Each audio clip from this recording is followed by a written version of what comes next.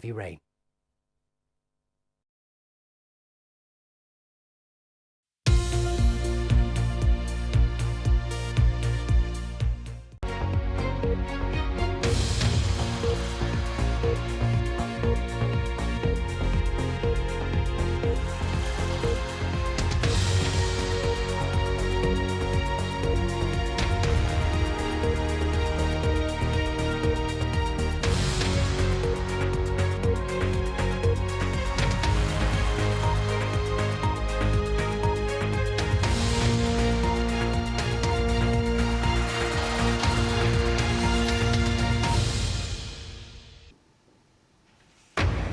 Live from London, this is BBC News.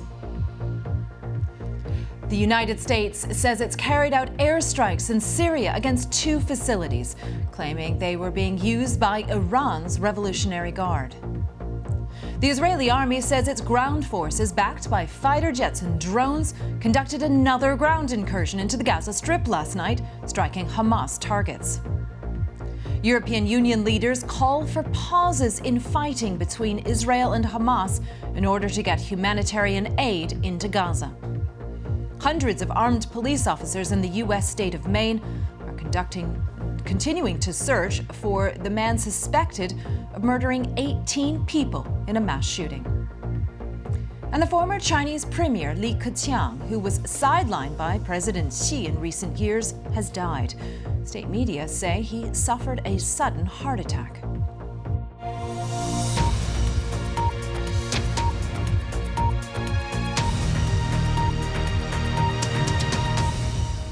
Hello, I'm Celia Hatton. Well, let's start with the latest development in the Middle East. The U.S. military says it's carried out strikes in eastern Syria against 2 facilities used by Iran's Revolutionary Guards.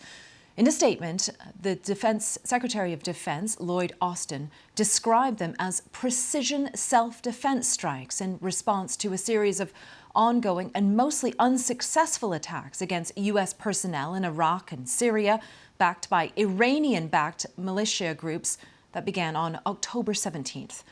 The Pentagon said U.S. and allied forces in Iraq and Syria had been attacked at least 16 times this month amid rising tensions in the Middle East.